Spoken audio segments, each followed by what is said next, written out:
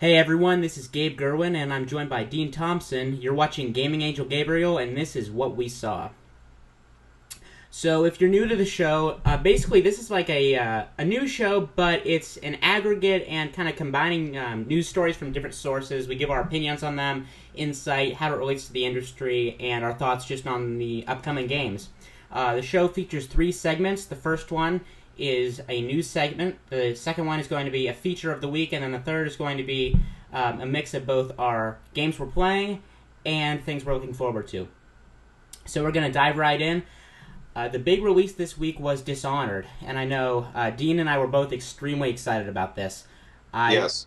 Yeah, I pre-ordered this about a little over a month ago, I'd say. When I first saw the game, I think it was Game Informer, actually. They had a page spread on it. I didn't really look into it, but just from the screenshots, I was kind of like, it looks okay. And then when I saw gameplay finally at E3, my mind changed. I thought it looked absolutely amazing.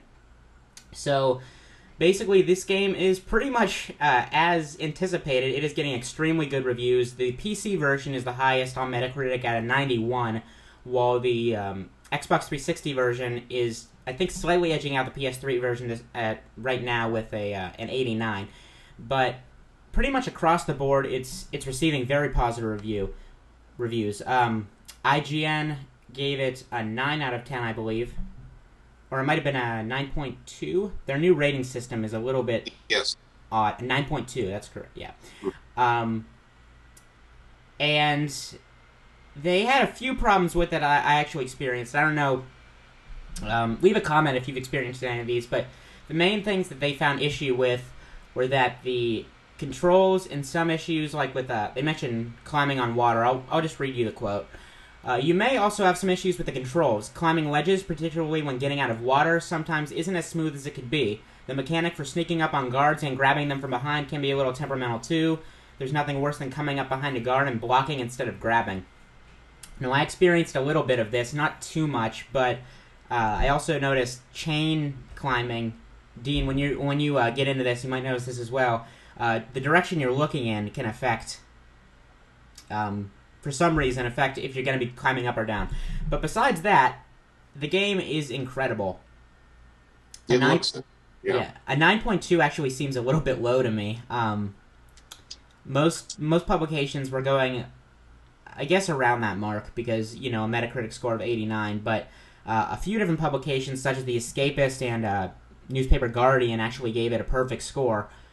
And I think it's pretty obvious with this that they are trying to set it up for a franchise. Like I mentioned last week, Arcane Studios is not really a huge developer. They're owned by Bethesda now, ZeniMax, their parent company.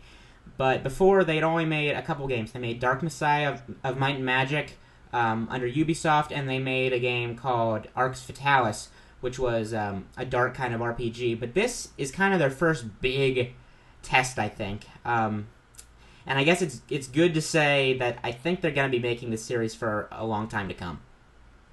Yes, it certainly looks it, and it's certainly a fantastic franchise to set up. I mean, I haven't seen a decent stealth game in quite a while, and I'm looking forward to it. Unfortunately, I've only been able to play just a little bit of the intro of the game, and it looks great. I've just been so busy with work that I haven't had time. I've got it reserved for this weekend to finally get into either tonight or hopefully sometime tomorrow, if not the whole day. So I'm very excited. I've heard about your enthusiasm in the game. I've watched virtually every video review of it and read quite a few myself. So I'm very fascinated with what I've heard from you and 3 of my other friends that also are eating it up. So it looks great. And it's a perfect foundation for a franchise. I mean, we need more games like those, other than Assassin's Creed. Right, and it's the universe that makes it so good. Actually, the one other thing, some people mentioned it that had played it actually before the official release date that I did notice is the game isn't that long. It kind of surprised me. They said there's 9 missions plus like a few little extra things. I didn't clock in how much I was playing, but I guess it was 10 to 12 hours. I was playing kind of I guess it was a stealthy playthrough, but it was high chaos. I was still killing a lot of people, but like grunts and civilians I was just trying to knock out. But I noticed that some missions took longer than others, especially when you're first starting out and you don't have all of your powers. You'll find those missions can take you almost 2 hours. Some of them actually took me longer because you keep reloading your save to get what you want, and it really just... It's not really trial and error, it's just you're a little underpowered to deal with what they're handing you at first. You get the blink ability, you'll be using that like crazy, but it's not until you get possession and stop time that the game really kind of opens up and turns into this true sandbox. You can do whatever you want. You can play the game however you want. And the great thing about it, a lot of people have mentioned this actually, is if you think you can do something, you can do something. If you think... That's a good point. I was trying to get over this section where there were these things called arc pylons on the ground. Basically, if you get too close, they zap you and they kill you. There's no chance of you getting away. So to avoid them, I blinked up to a light pole. It's this tiny little light pole, but it lets you get up on that, and I just hopped over from pole to pole. It's not like they tell you or kind of persuade you to do that either. It's just I happened to notice that there were light poles there, and that was my idea. And that's the great thing about the game. It's not like there's a stealth way to play it, and there's an action way to play it, and there's a middle of the road way to play it. They just give you this level. It's incredibly well designed by the guy who did City 17 and Half-Life 2. Yes. And it's basically play the game however you want, take it through however you want, and you're never going to find out later, oh, I'm taking the action way through this level when I wanted to play it stealthily. It's not going to happen. Wow. Yeah, in fact, today I just saw there was a fellow that said that you can actually get a special achievement by not upgrading any of your powers, just using, I guess, the blink only, if you can believe it. It's a pretty high achievement. So there's multiple ways that you can approach the game, and I think that giving people a complete freedom like that and to experiment with it and create the game that they want to pretty much immerse themselves in is a fantastic tool. So I'm real excited to get into it, and I've been real enthusiastic just with the things that I've seen, different playthroughs. I have watched a couple of chapter playthroughs on a couple other channels, so it's very interesting. It's got really good reviews. And my friends that have played it, I bought it for a friend of mine as well back on the East Coast, and she's just having a ball with it. So it's a great game. It seems to be a gamer's game, if that's still a thing, I guess.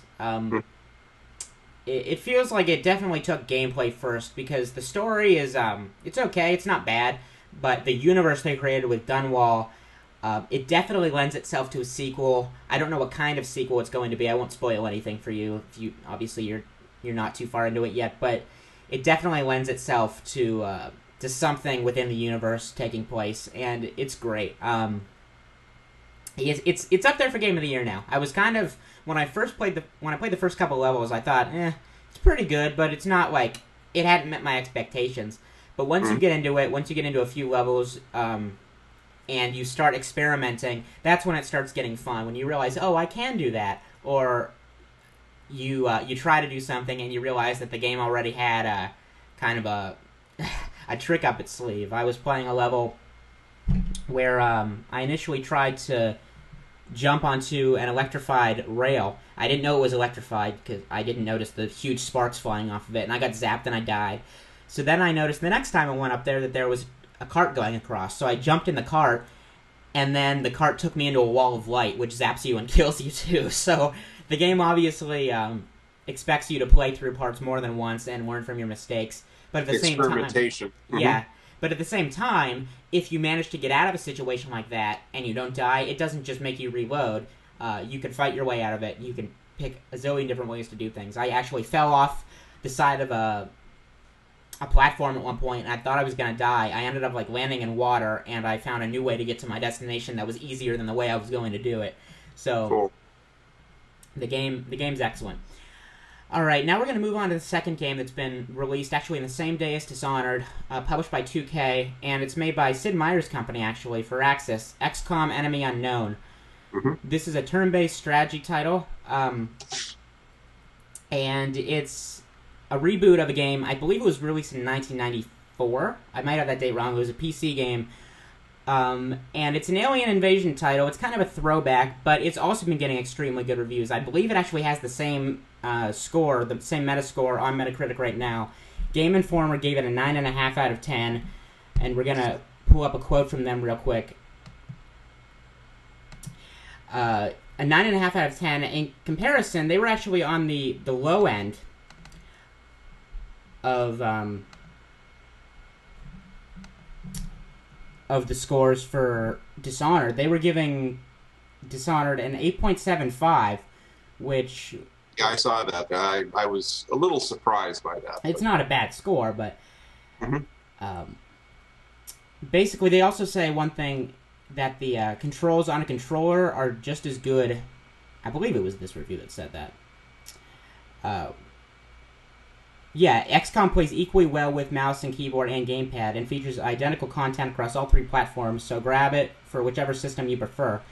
Some of the very positive things they said about it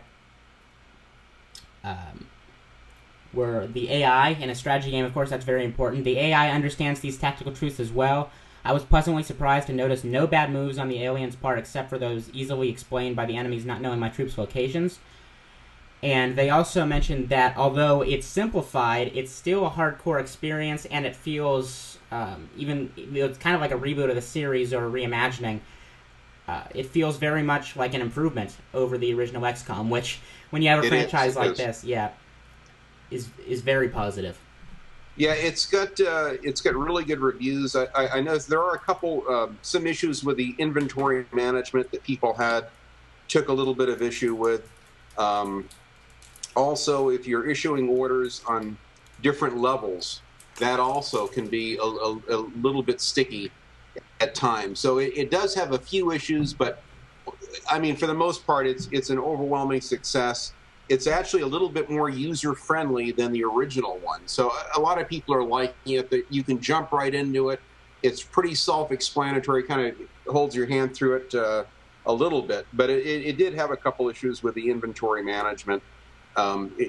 You're not unable to go in and just check one guy to see what his loadout is. You got to check a whole bunch of other guys, or apparently a group of people, in order to find some of that out. So for the most part, it looks good. I haven't picked it up yet. I've got so many other games that I'm in the process of playing, as well as Dishonored, but it looks great. I like the graphics. It's a little bit simplified as far as the style of it and the way it looks, but I think that works well for that style of game, especially a strategy game. So it's nice that you can get off your PC and have the ability to play it on a console. And it's pretty user-friendly if you do have a controller. So yeah, and the last strategy game, it was a real-time strategy game that really made any headway on consoles, of course, was Halo Wars. And that was 2009. So basically every year we've gotten a Halo game, with the exception... No, actually, we've gotten a Halo game every year since 2007 in one form or another. 2007 was Halo 3, then ODST, then Halo Wars, then Reach, and then Anniversary. But XCOM is also kind of an alien invasion game, but it also features some base elements, managing like finances and research. I really hope this game does well, because if anything else, it's just kind of a step in the right direction for keeping a genre like this in the mainstream. Exactly. I personally love turn-based strategy games, and nothing against anyone who doesn't. But when 2K announced that they were going to be rebooting XCOM as a first-person shooter, people freaked out, and oh, I know, they should. A myriad of horrible comments again on the videos that I saw. I actually liked the footage that I had seen. I liked the premise of it being in the 60s. I think it was the late 50s, early 60s, the parts of it. I'd only seen a couple video clips and some screenshots, but I thought it looked promising, and kind of like the Syndicate was from the old one. It was a complete departure. I thought it was good. Angry Joe went off. He actually got to speak with one of the developers, and he begged them, please don't make this a first-person shooter. Your fans are just going to absolutely hate you. So he had the balls pretty much to go right toe-to-toe with the developer and tell him that, which I thought was interesting. But it looks good. And either way, if they decide to make a new IP with a first-person shooter, I certainly would probably pick it up, maybe even more so than the strategy-based one. But I think that I think it was a smart choice. They kind of put all their focus on doing what they knew the fans would like. And I don't think they're shelving the first-person shooter. It looks like it's been pushed back until they can really consider what they can. Yeah. They said now it might be like a $30 downloadable title and a third-person shooter. And that's fine, yeah. To be honest, though, I don't expect the game to ever be released, especially with the overwhelming success that this game has had. Obviously, critics, don't give you a bunch of money, but I assume the game is going to sell fairly well because, especially on Steam, I believe it actually was ahead of Dishonored in terms of pre-orders, which is a little bit strange, I guess, for a PC audience. Well, it has the fan base. Yeah, it does, of course. Yeah. It has a lot of people sticking around, but I think it also being on a PC, that's a title that can benefit from them, even though it's not bad to have it on consoles, and apparently it works very well on a controller, which it isn't that hard to do, I guess, with a turn-based strategy game. But yeah, XCOM, I hope to check it out eventually. I probably won't be able to pick it up for a while because with midterms and a ridiculous holiday season, I'm going to be busy. But for those of you who really want a turn-based strategy game, XCOM Enemy Unknown looks like it delivers. And the third review we have today, and Dina, if you actually want to mention at the end Forza Horizon, go right ahead, but is Fable the Journey. And it's kind of doing what I expected. Last week I said that this was going to either just completely lower people's expectations and kill Fable for kill the entire franchise, or it was going to finally get people's expectations up for Kinect. And it looks like it hasn't done either completely, because Kinect's expectations were already low. Most of the complaints about Fable the Journey that we've seen so far have been about the controls. Not all of them, but most of them. I'm going to pull up an article here from Ray Carcillo when he at a EGM. While it's loading, I'll talk about this. So, Fable the Journey was kind of Peter Molyneux's swan song at Lionhead Studios. It was his solution to the controller. I mentioned this already, but basically you play as a guy who's with a horse. For the majority of the game, you're actually riding on this horse and you're controlling your arms. You're controlling the reins with Kinect. But it also features like spell casting that you do with your hands, and it was kind of it looked like it was not necessarily a kid's version of Fable. That might have been Fable Heroes, but it looks like it wasn't for quite as mature an audience. And Ray Carcillo actually gave it a very good review.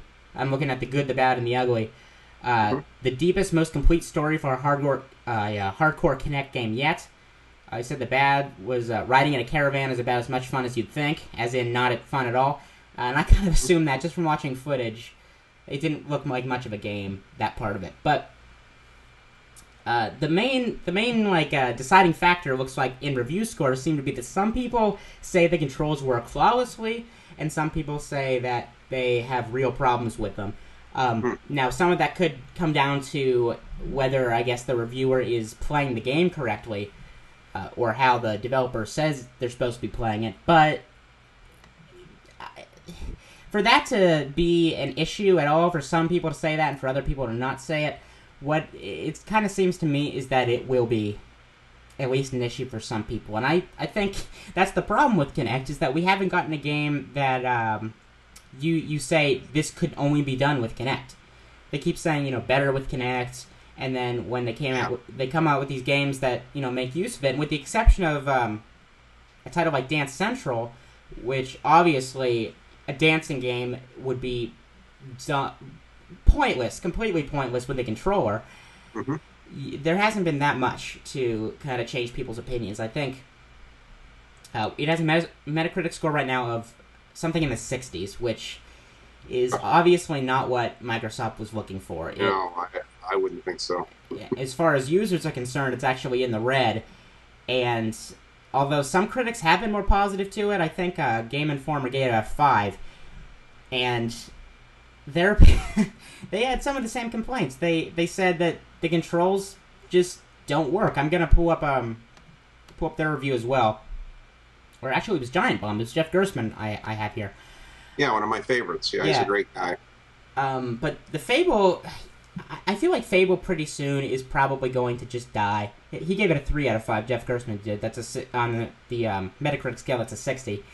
Yes. I feel like with this many disappointments and with kind of just not that much fan interest, this may be the nail in the coffin. Like I said, this may have people just lose their interest in Fable, and I feel like it's going to do that more than it is making them more positive about Kinect. It's too bad because it's a wonderful premise and it looks so good. Even parts of the second one that I've seen with all the issues that it had, I've never played the game. I've seen quite a few reviews on it, and the visuals look good. The premise of it is good, but they just screwed the pooch. They screwed it up, so it's unfortunate. And if this one doesn't do good, yeah, that's pretty much going to nail the coffin shut. Right. And his quote, and this about sums it up. He says, "When it doesn't work, it's not much better than Steel Battalion Heavy Armor." Oh. If any of you guys know about that game, X-Play gave it their first ever half-star out of 5. Oh, jeez. When they switched to that scale. They, apparently, according to them, that makes it worse than titles like Fight Club or Aquaman, released in 2003, which they named the Golden Mullets after for the worst games of the year. So, Kinect, I know Microsoft has put a ton of money and time and effort into getting this up and running, but it might just be time to cut the losses. It sounds more fun than an all-night dentist. I don't think I'd be up for it. I know what the audience is attracting. You know, dance games sell very well. I know Just Dance, when it switched to Kinect, it's an incredibly well-selling title for Ubisoft. Mm-hmm. But I wish they'd keep it to that kind of, you know, don't push it on us. No one buys Mass Effect 3 because of Kinect. I will admit that I loved the Kinect in Mass Effect 3 because of the voiceovers, the voice recognition, but I wouldn't care if that wasn't included. They tried to include it with the Forza 4, actually. That was a giant gimmick and advertising pull, and the people that have tried it just said it's worthless. Was that the thing where you stick your hands up? It's not that effective. Yeah, you get the steering wheel gimmick. You can look around the cars and kind of a static screenshots and walk around the vehicles and open things up and look at them. But, I mean, to me, it's just a waste. I would completely... On a driving game, I like having the controller or having a play seat and wheel. But, you know, I mean, each to their own. If someone is able to play it and somehow derive some enjoyment out of it with the Kinect, you know, all I can say is God bless them. It's just not my cup of tea, that's all. Yeah, it seems like Sony, they have a ton of titles that use PlayStation Move, but they don't seem to be pushing it after, I think Killzone 3 was kind of the last title they pushed it on, and SOCOM 4, which was just a mess, but they seem to kind of have the... I don't even know what their mark is for it, because PlayStation Move is much more similar to the Wii controller, and... It seems like it hasn't really had any time where it's like a better with kind of thing. It's either or with the PlayStation Move. Mm-hmm. And I don't know. I know that Microsoft seems to really want to push Kinect forward. I feel like PlayStation, Sony's going to move in the opposite direction and pull the plug on the Move pretty soon. But that's it. Fable the Journey. Mediocre at best is the kind of consensus opinion. But if you like Fable, you might enjoy it still. Exactly, and again, there are people that will suffer through even a horror game that's a 6 out of 10, and including myself, I have a couple kind of guilty pleasures that are really crummy games, to be perfectly honest. But I'm able to sit down on the couch and have a good time with it. So I mean, it's going to be the extreme fan base that's going to hang on to something like that. But again, you had mentioned the Forza Horizon. It is just their fantastic reviews are coming in. It's got some incredible visuals. Really, you have an amazing team of 4 different car racing and arcade developers that have all come together. Codemaster, you got Blizzard Creations, you got Criterion, you got Turn 10. So they've all come together, and it has a distinctive DNA of Forza and Forza 4, but it's moving in a whole new direction with open world, and it has a really distinct look and feel of Dirt 2. I played the demo. I cannot believe how even the fonts, the colors, the style, the impact of when you finish a race. It really has that kind of a Codemasters, almost a signature look to it, but it's very promising. It's actually really exceeded my expectations, and I've been right on top of it. Once I played the demo, I go, oh, God, I'll have to play the demo. I think you get a free Viper once you actually purchase the game if you play the demo first. So I unlocked that, and actually I couldn't stop playing. I played a few races already in it and couldn't put it down. So you're limited. You can only play one view. You can't play replays. It's kind of limited as to what you can do as far as the demo, but it looks very, very good. Extreme freedom of choice. I've seen some reviews. IGN did an amazing review that I posted last night on my Facebook, which showed some incredible in-car footage where you're behind the steering wheel and the dashboard. The lighting effects are the guy says it's like black magic in the game. He says he's never seen a game with a smoother frame rate that's that huge of an open world. He had Test Drive Unlimited where you had the giant world, but it really sacrificed the graphics and able to bring all in. So anyway, for whatever it's worth for the driving guys out there, it's a fantastic pick. You will not lose on Forza Horizon. It's got very, very, very good reviews already, and I'm very excited. I can't wait to get my meat hooks on that one, as well as Need for Speed Most Wanted, which is also looking extremely good. So enough of the driving games anyway. But go ahead, Gabe. Yeah, not my thing, but not to take that away from anyone who really enjoys that sort of thing. It does look very, very good. I'm very excited for that. To at least try it out at some point, because I do like that sort of thing. You said Criterion. Those are the people that do Need for Speed now, right? Or in Burnout? Yes. That seems kind of strange. 4 different racing developers. Now, again, these are probably people that were key people in each of those companies, and Turn 10 put them all together, and you can actually kind of see a little bit of all of them in the game. It's a hybrid game. I actually was surprised. It doesn't look exactly the same as Forza 4, even though the car models are very good. But when you get behind the wheel, you can make it as arcadey as you like or as sim-based as you like, and I like that. That's what's going to make this game sell, is the fact that you have the freedom of choice in controls, as well as where you can go. They have these great barn finds. There's hidden barns all over the place. They've got these vintage cars that are all beat up. You find them, you can buy them, you can restore them, and then you can add it to your collection. Undoubtedly, there's going to be a god-awful amount of DLC and car packs, which I'll have to buy and end up with God knows how much money in Microsoft point cards getting them all. But anyway, it looks very, very good. It is an unusual collaboration with all of these different driving game developers working together with one game, but I really like what I see. And Jeff Gerstmann, again, he did a 40-odd minutes of it. I watched last night, and I couldn't stop watching it. Him and Brad were taking turns and having a blast with it. So based on their enthusiasm, I'm very excited. Jeff is also a car guy and really enjoys a driving game. So hopefully it does well, too. Because, like I mentioned before, Microsoft basically, especially with Fable the Journey, kind of being a dud, as I expected it to be. They need their heavy hitter, their 2 heavy hitters this holiday season to both sell very well. Obviously, Halo will, and driving games have a very big fan base, so I assume this is going to sell well too. All right, now the next story we're going to be working on is something that is pretty near and dear to me. I guess I wasn't expecting it. I still don't really know what to think of it, and that's Splinter Cell is going to have a graphic novel. And this is basically going to bridge the gap between, they said, Conviction and Blacklist. I don't know exactly how this is going to work, because I kind of assumed that gap would be explained in Blacklist, but this is from IGN. They reported this. I was looking on the Twitter, on Splinter Cell's Twitter for a couple of days, because they kept saying, big announcement coming, but...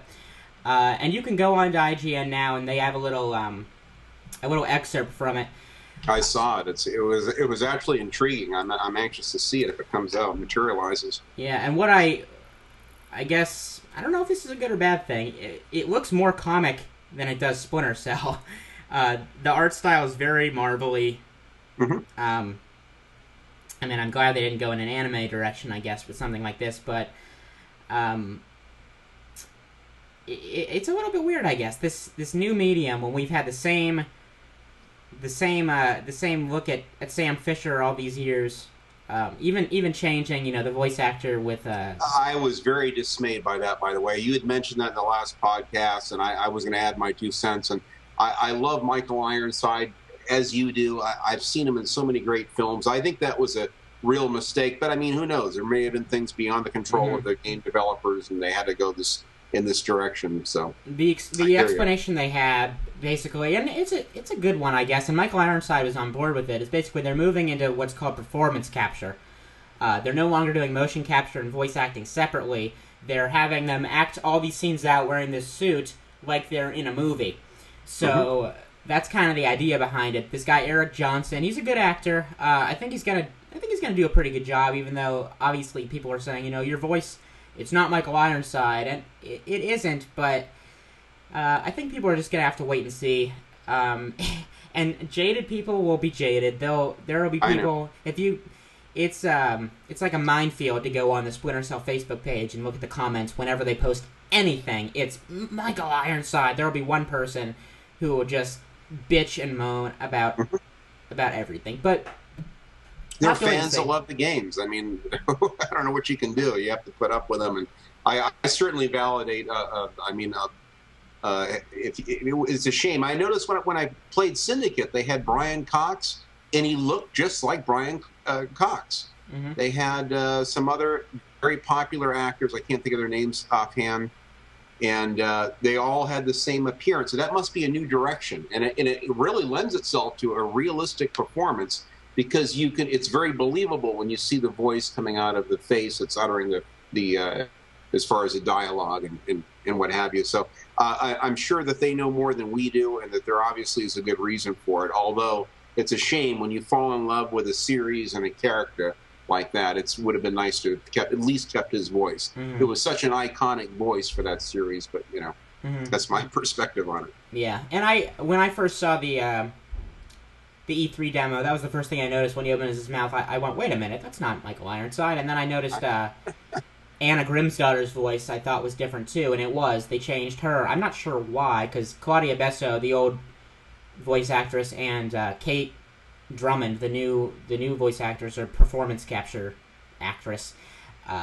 They're around the same age. Claudia Besso maybe 2 or 3 years older, but whatever. We'll see the game when it comes out. I'm sure Ubisoft knows what they're doing, and Zach Cooper, the community developer for that, he responds all the time to Twitter messages and Facebook messages and forum posts describing it. You can tell he's a fan of the game, and he always makes sure that the fans know what's going on, even if the trailer, I know the last trailer was very action-packed, and he mentioned immediately, he said, I know it's an action-packed trailer, don't worry, it's not going to be indicative of the entire game, we're marketing it. So, but the comic book, I'll get it. I have all the Splinter Cell books, and I like all of them except for Fallout, which was kind of a by-the-numbers story. It just wasn't that out of the ordinary. But this, it looks like it's going to be good. I'm not sure, 2 pages that are out of context are really going to say much, but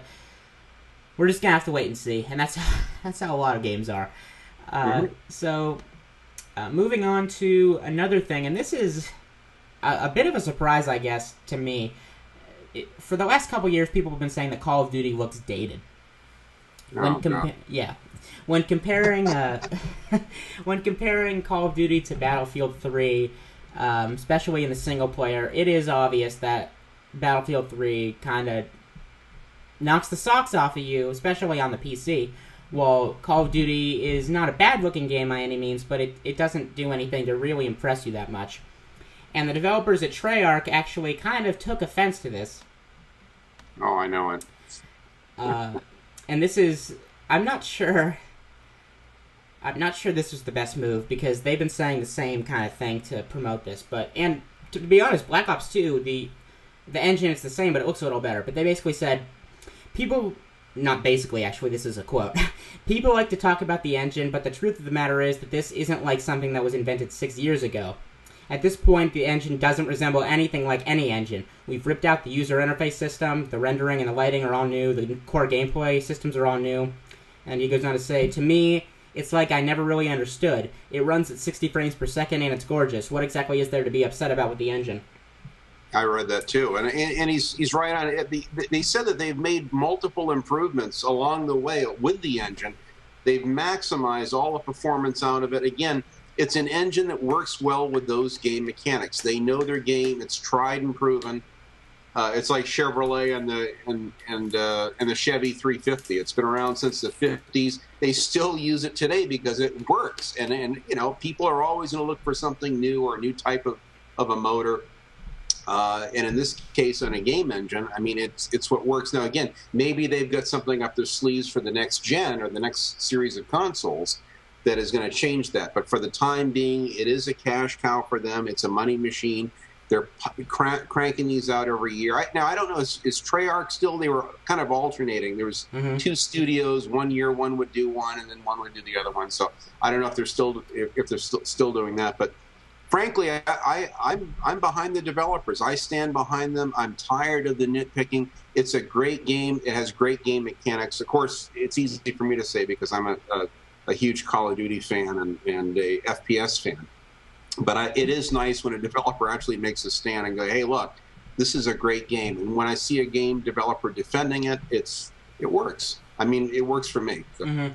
And I mentioned before to you, I think, when you're messaging, that I don't think it's the developer's fault. I know he wants to, kind of defend it. Obviously, it's his game. It's what they worked on. But with Activision releasing a title every single year, even alternating developers, Infinity Ward and then Treyarch, there's no time to make an engine, and I'm wondering, they're gonna have to either take a year off or hire a hell of a lot more people, which in turn, of course, would lower the net profit from this. Exactly, and that's what happened with id Software. John Carmack takes a decade at a time to come up with a game. The guy's a genius. I love him. I'd like to have a statue of him on my desk, but he takes too long. And then the fan base, I mean, a whole generation grows up and has never heard of it or Doom or anything. So the time Rage came out, I saw things on Rage back in 07, screenshots, and it just came out. And it's really sad. I mean, they get some fantastic, but he works. That's John Carmack. He's always writing new code, coming up with some new game engine with mega textures and all that, and that's fantastic. But I mean, ultimately, it's not working if you lose your fan base, and he's losing the business. And they were sold out and bought out by Bethesda, who ironically is just on the Dishonored game. So now when you get a new Doom, or I'm going to get the Doom 3, it's got the Bethesda logo on it. Yeah. It's a shame because it was a giant mover and shaker of a company, but that's the extreme, the example of what happens if you take too long to come up and develop technology. So I think if the fans can see from these illustrations that it's, in the end, it really, let the game developers make the game. They'll listen to the input from the fans, but they know best. And I think that you're splitting hairs trying to pick apart a game engine that works so well as Call of Duty. I think the scenes I've seen from Black Ops 2 look fantastic. I naturally have it in my pre-order, and I can't wait to dive in. So it does look good.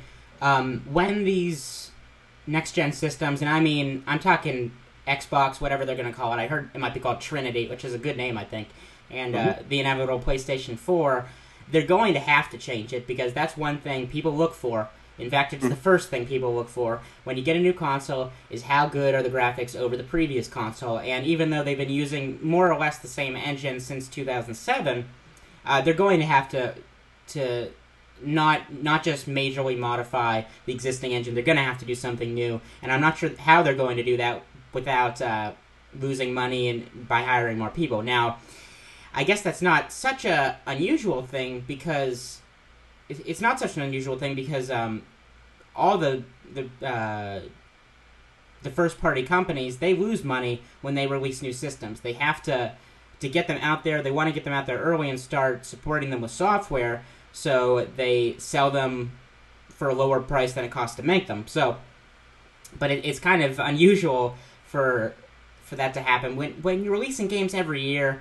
And you're making as much money as Activision is with Call of Duty. I think you can afford to put something into it to make it a true next-gen release. I think it needs a year off, at least, just because it's like, as soon as they're releasing the last map pack for Modern Warfare 3 around right now, and in a couple weeks, less than a month, actually, is today the 13th? Exactly a month, we're going to be getting Black Ops 2. and they're like just finishing like clockwork. the DLC. So yeah, I think it's not I like wouldn't be people hate it. surprised if they're keeping it hush hush and they're secretly working on I'm sure they are. next gen setup. So yeah, I'm sure they are. I think it's not like when Call of Duty 4 first came out, everyone raved about it. It got a 10 out of 10 from a lot of different places. It has one of the highest Metacritic scores of all time. And now people say, you know, Modern Warfare 3 is shit or whatever, and it's not. You probably couldn't tell them this because they won't agree with you, but it's not really that the game is bad. It's just that it's been played to death. Mm-hmm. And just if there's one thing that can make something old seem new, it's time. And perception, yes, yeah. Time and perception. Halo. I mean, I just recently got a copy of this, the Chronicles of Riddick, Escape from Butcher Bay and Assault on Dark Athena. It's an 2009 game, and frankly, they took the old Escape from Butcher Bay from an old 4 regular Xbox One game and redid it in HD graphics. And as good as it looks, I mean, it's amazing. Just a few years from 2009 to now, I bought it based on Mark Butler did a fantastic review of it, and it's a great game. But it's amazing. Just 2 or 3 years, you can really see how quickly graphics can appear dated. Oh yeah. Now I'm able to see through that and enjoy the game and the gameplay and the overall, as far as the, I guess, design of the levels and art direction. But I can see people's points. But it's a fine line between nitpicking and people's expectations. Their expectations and perceptions of upcoming games and games that are out now. I just see a lot of jaded gamers. People are pretty much getting bored with everything, and they're looking for new IPs, but it takes a lot of money to make these IPs. And they're afraid. You're seeing less and less of them because the companies are losing money. I mean, this is a business for these people. And it's not like in the 90s where, you know, everyone was going out and buying these $50 games or however they cost, you know, on their respective systems. I think Halo's a good example of this. Even though I mentioned, you know, a Halo title is getting released pretty much every year, but they're, you know, little offshoots. And the last numbered Halo game was released in 2007 with Halo 3. Even though Halo 4 looks a lot different, I think a lot of people, if Halo 4 was getting released a year and a half after Halo 3, people would be quick to say, oh, it's the same game, even though it isn't. It's about staggering your releases, and it kind of surprised me that Microsoft waited this long to release the last numbered installment, because like we've been saying, they have a much smaller development team than Nintendo or Sony does. Sony's development studios, they have, I believe, 12 of them. That's a lot more stuff to work with. Staggering, yeah. And they have a ton of different series that they can release, so that they don't have to release the same types of games every year or every other year. So, you know, hopefully people aren't jaded, and hopefully there's enough new stuff, like it looks like there is in terms of single player and just the user interface changing, which I loved so much in Black Ops 2. So, our next story, and this is, I don't really know what to think about this. The PlayStation Vita in Japan, and this is from Destructoid, just sold 1 million units. And if there's any country that in terms of gaming at least, that loves their own stuff, it's Japan. They'll go out and buy the Nintendo systems, and they'll sell off the shelves quickly. But the Vita has been kind of the exception to this rule. For the first month or so of the Vita coming out, the PSP was outselling it in Japan. That's right. And the PSP, while not a complete failure, was not exactly a success for Sony. It was kind of always in the back of people's minds, I guess. The DS, of course, is just a ridiculous success. It sold a completely ridiculous number of units, but the PSP never really caught stride.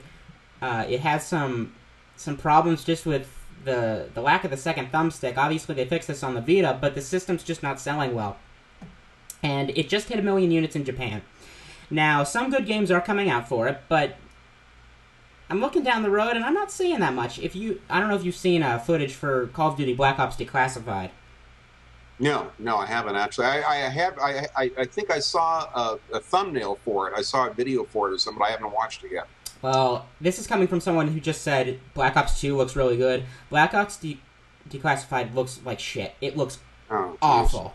And they didn't announce the developer for for months. They just said Call of Duty is coming to the Vita. We assumed, okay, maybe Raven Software, they helped them Modern Warfare 3, maybe they'd do it, or maybe we get another company, maybe Activision would have their own company to do it. It's Nihilistic Software is developing this game. Now, they developed Resistance Burning Skies, which was okay, and they made, like, PlayStation Moves Heroes, which was okay. This game looks bad. It doesn't look... Atrocious. It sounds like it's a pretty bad one. The engine on it, the game looks worse than Burning Skies, without a doubt. The marketing is just, it's Call of Duty on a Vita. It is the most generic cookie-cutter game they could have made. And it doesn't have zombies, which is a big lore of all the Treyarch games. There's no zombies. It's, I think, there's like 6 maps, and it's only like 4v4 multiplayer, which is so dumb. But the whole idea, especially with a non-stressful engine like Call of Duty uses, is to make the experience as close to possible as the console release. Certainly. Sony seems to get that with Uncharted Golden Abyss. That game looks about... I'd say it looks like an early PS3 title. Maybe not quite as good as Uncharted 1, but it comes pretty close. This game, it doesn't... It looks like an original Xbox game or maybe a PS2 game. It looks so bad. The gameplay looks boring. It's just like, hey, there's kill streaks. Hey, there's Nuketown. You like that? Well, here's Nuketown. I think it's actually called Nuke House. It's only like part of Nuketown. And Nuketown's not a big map.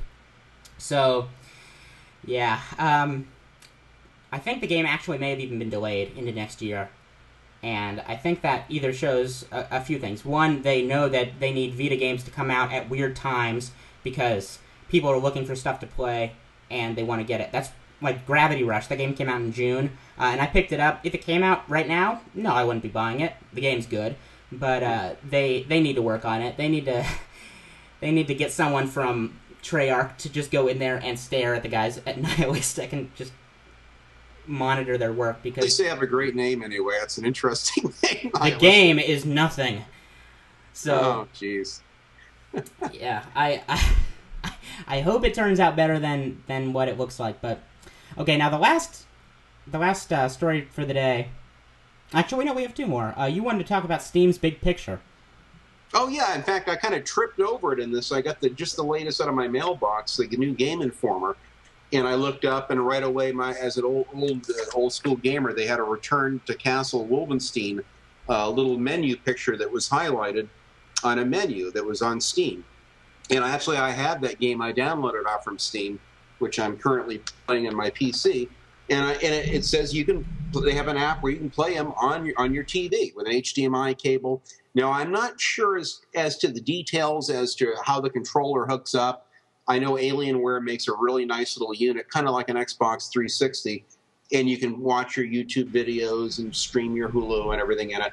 So I don't know if exactly the apparatus that would be needed, but I love the idea of it, that you could play PC games all day long on your TV, on your butt on the couch with a soda or beer or whatever.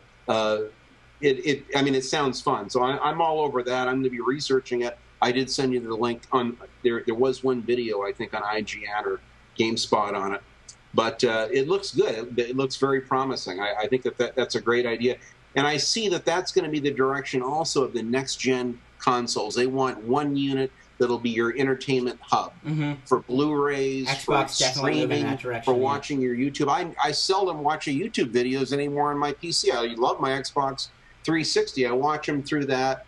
And it's great. I can sit down, lay down, pass out on the couch, whatever, and watch my favorite gaming reviews or live streaming sessions or what have you. So it's a nice direction. I think that could be a really good thing for Steam in the future. So whatever it's worth. And I hear Valve is actually moving into the hardware market. They haven't said much, but they said they're kind of frustrated with it.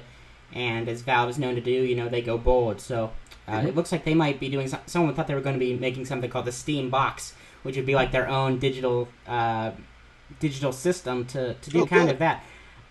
So we're going to have to wait and see on that. But Valve very rarely disappoints. Gabe Newell knows what he's doing. I would imagine so. And it will be worth the wait, as people like to say. Yes. To make fun of him. But now the last story of the day is one that's kind of it's kind of sad.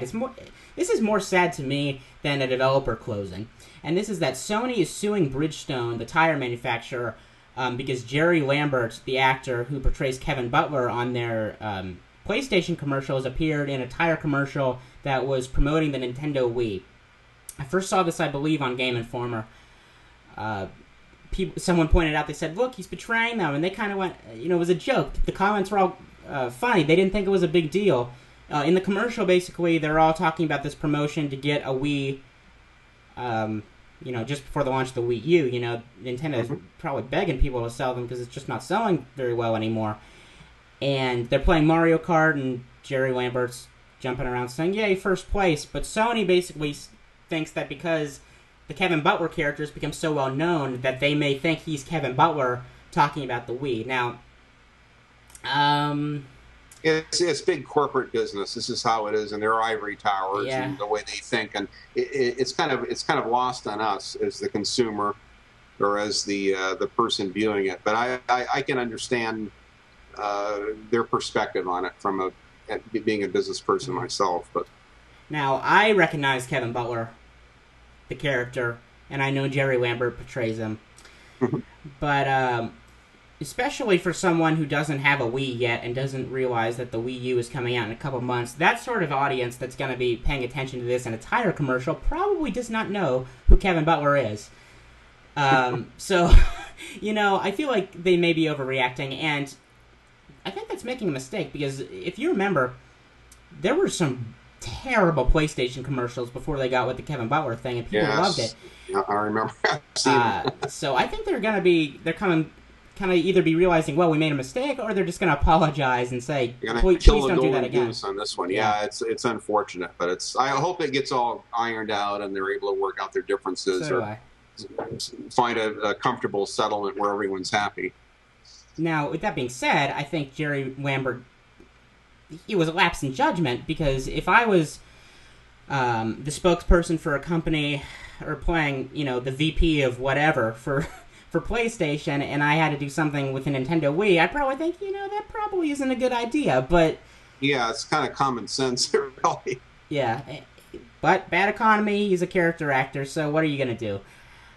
So that's our news for the day. We're going to be moving on to our feature, and this kind of has to go with the economy, I guess, and this is, can a title like Dishonored or XCOM sell well in a holiday season dominated by sequels and these big AAA releases from franchises? I want to say yes. I hope to say yes. And when a title is so universally acclaimed as both of these are, I want to really say yes. But I'm not sure. I think a lot of it has to do, again, with the business end of it, with advertising. Now, Dishonored, frankly, I waited until virtually a week before it came out before I finally jumped on the bandwagon and pre-ordered it, because they didn't hype the game. I was shocked. There was no hype for it. I had seen a couple of screenshots, and, oh, yeah, there's a piece in E3. God, I almost forgot. But where I've been seeing things like there's the Metro 2033 Last Light. Now, I'm seeing a lot more on that, frankly, than I have on a game like Dishonored. So I think if it's hyped properly, it helps sell the game. And then there's games that are overhyped. I think of a game like Homefront, which I couldn't wait. I was salivating to get, and it was really a very stale, kind of like toast with nothing on it. Yeah. It worked. It was a functional game. I wasn't into the multiplayer, so I played my 4.5 hours. I blew through it in like 2 short evenings, and it was done. And, I paid $60 for it. But I think that you can overhype a game, but I think if they're smart, if they let the people know. Now, you're seeing games like The Last of Us. They're letting people in along the way. They're showing them what they're working on. They're showing them demos. You get tons of articles on it. That is only going to help sell that game. So if even these smaller studios are smart, they'll try to really have, not just at E3, but they'll have more information that the consumer and the gamers can get their hands on and look at, because it makes it interesting. Mm-hmm. I almost missed Dishonored. Yeah, and I hate to be one of those ones. Actually, what happened with Sleeping Dogs, I didn't even. That's another one. They didn't hype it at all. It was like a completely lost game. It wasn't until a week after it came out, I finally saw something on it. I go, God, I got to get this one. It looks good. So it's there. I was thinking how many more units that game would have sold, and it got very high reviews. Yeah. Oh, and by the way, I know we were talking about DLC. Sleeping Dogs had like 4 DLC packs available day one. Of course, I bought them all because I had to have a lot of the extra cars and things in it. But it certainly is a frustration. It's funny how they think ahead on the DLC, but they don't hype the game. But. Yeah. The thing about Dishonored was they marketed it almost all online. Yeah. It was a lot of gaming sites. You'd see banners for it. There was that one TV ad. I think I saw it maybe once. But it was a lot of online. The market they were going for was definitely the hardcore gamer who's going to be on those sites. Now, hopefully it contributes well to sales, but I know someone who would have just seen the game based on a TV commercial is not the same person who's going to go to Metacritic or a variety of websites and see what kind of reviews it got. So we'll see. Hopefully it gets hyped up. A kid I know who doesn't really play video games, he had heard of it, and he heard that it was very, very good. So hopefully that's indicative of the larger population. XCOM was released on the same day. I think that's a mistake. I think that's always a mistake to release. They do it all the time. These gamers do it all the time. Yeah. I got back next Tuesday. I'm getting I'm getting Doom 3 BFG and 007 Legends. Now those are in kind of in competition with each other. And then the week after that, there's another 3 releases I got on pre-order. So I see that a lot where these titles come out, and I think it hurts. I don't know why they can't get together and look, you release your game the first part of October, we'll release ours the middle of, I guess, November. Give gamers a chance because they only have so much money. Right. And even if, if it's a week apart, that's enough time. Release Dishonored in this upcoming, or not Dishonored, release like XCOM, 7 days? October 16th. That's kind of, I'm sure there's some stuff coming out there, but this was the big week. You had titles, besides Dishonored, you had a ton of games that came out on the 9th. Dragon Ball Z for Kinect, which apparently just blows. But that came out.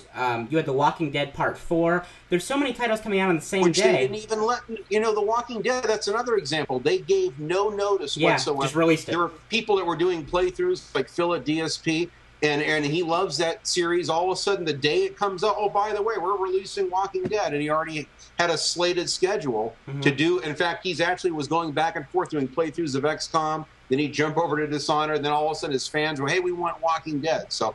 It's really atrocious when they do that. They should just give a heads up and let you know. I don't know why they're doing it. And, it's not like it's hurting one company or helping one company. It's just release it when other games aren't being released. That's why a title like Mass Effect 3, which obviously is a AAA title, got released in the spring and didn't get delayed into the fall, because they realized there's so many other titles, there's only so many things people can play. Releasing titles at times when other things aren't getting released doesn't necessarily show that the quality is any worse. It just shows that you don't have faith that people are going to buy it in the mainstream fall holiday season kind of blowout. So I thought it was very strange. I would have gotten XCOM if it had come out a couple weeks earlier, or I don't know if it would have gone gold a month earlier. I know, you're forced to make a choice, as I was, and so I got Dishonored. In fact, Angry Joe and other people that are huge XCOM fans, they jumped on XCOM. In fact, they actually have reviews of that before they're going to do a game like Dishonored, but there's other loyal fans that go, no, Joe, you should do at least a review of Dishonored, but they haven't had a chance to play it because they're up to their necks in XCOM, so it is frustrating. Now, Twisted Metal a year ago when it came out, that was supposed to come out months before, but it was going to originally be slated when 3 or 4 huge titles were coming out, and Sony was smart enough in Santa Monica Studios to hold off on it until right after Christmas when it was bone dry and nothing was coming out. That's what Far Cry 3 is doing. That was a smart move. So, and it doesn't hurt the game to get a little bit more time to tweak the game and perfect it a little bit, which apparently helps. So. Yeah, and that's what Far Cry 3 is doing. It was originally supposed to come out in September. It would have been competing with Borderlands 2 just coming out a couple weeks before, and they pushed it back to December 4th, which I think is a really good move because that's after everything else. That's when maybe people are starting to get the urge again. I know, I just finished Dishonored. I am ready to play a different game because I beat, obviously, that's a game that you're almost required to play at least part of it more than once, but... I think you were mentioning earlier that you were wondering why it was so short. Now, I've heard 3 reviewers speculate that that's why. They could have made a longer experience, but they want to give people a chance to play multiple playthroughs. So having, frankly, an 8 to 10 hour stretch is not too bad. You could easily play it again. In fact, I just posted today on my Facebook, there's one guy who shows 4 different ways you can play the game. So right. You could spend 38 hours on it, I could see pretty easily if one wanted to. Right. And mark my words, if this title sells well, Dishonored 2, or whatever they happen to call it, it's going to be 50% longer than this game.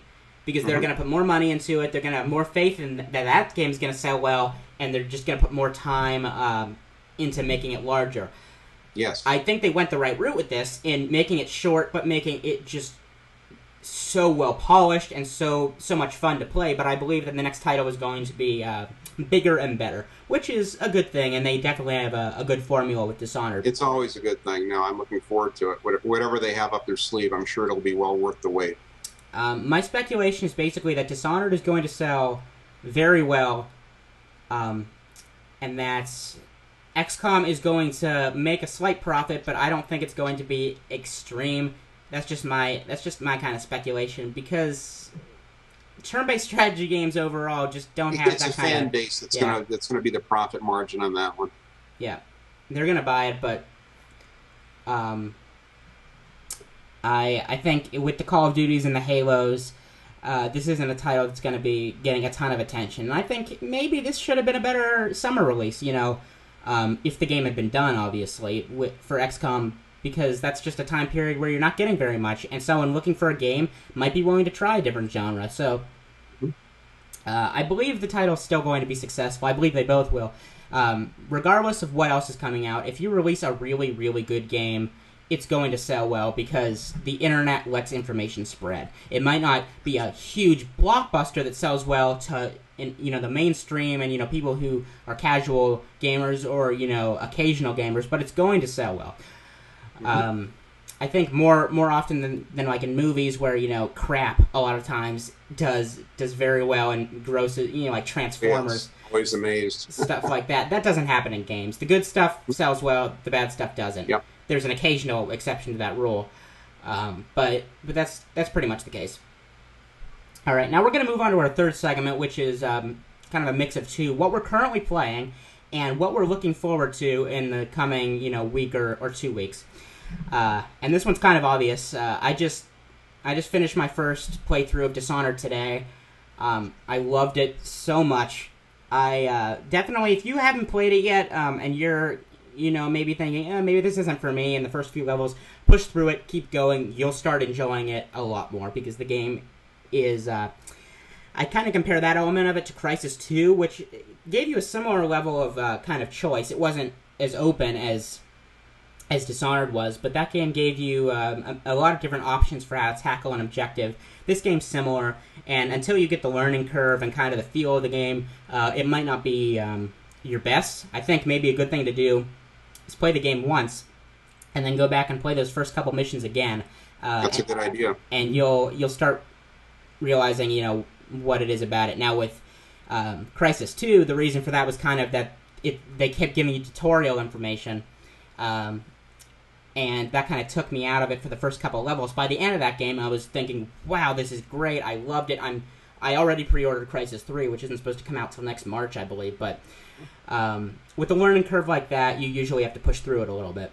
Exactly, and even games like Singularity, which I really enjoy, and the 09 Wolfenstein, these are games that, again, they tend to pick up speed once you get past the tutorial, and then you initially get your powers, you level them up. Now, I have a friend that I just bought a copy of Rage for because the price is completely dropped on it. And he had never played it and loves FPS games. And he was initially, yeah, it's okay. I mean, the pistol's kind of weak. I said, believe me, dude, level your guns up. Wait till you get the ammos and the robotic spider bots that follow you around. He goes, spider bots? I go, believe me, stick with it. He's stuck with it. Now he loves it. So if you take the time with some of these games and give them a chance, and we had talked about that earlier, you'll find that the fun factor really just mushrooms up like an atomic cloud. So, and I'm seeing that with because I watched the original playthrough of just the first chapter of Dishonored and was intrigued. I didn't want to watch any more than that. I figured, well, at least it'll kind of give me a heads up as to what's coming. And I myself, I'm trying to finish up because the new Bond game is coming out next Tuesday. I just finished GoldenEye Reloaded, which I had started, God, like a year ago, and I finally wanted to finish that up. I blew through virtually the whole game of Quantum of Solace, an older Bond game, but I wanted to play it. And I got Bloodstone, which is going to have to wait for months now. I'm just on a backlist. So Dishonored is tonight after this interview. I can't wait.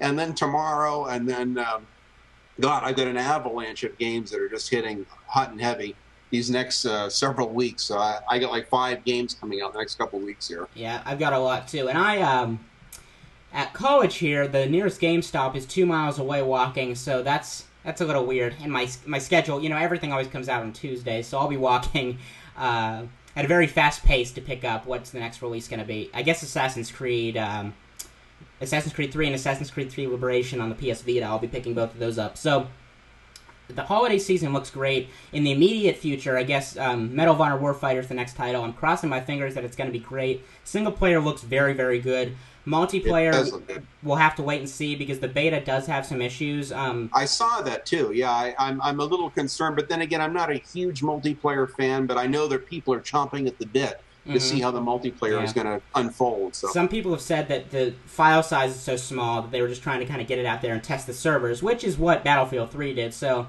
I'm hoping it's going to be good. And the trailers that they showed for the game, the multiplayer component, look quite good. So yes, that's pretty much it for this week, guys. My name is Gabe Gurwin. I'm with Dean Thompson. You're watching Gaming Angel Gabriel, and this is what we saw. Enjoy your games, folks.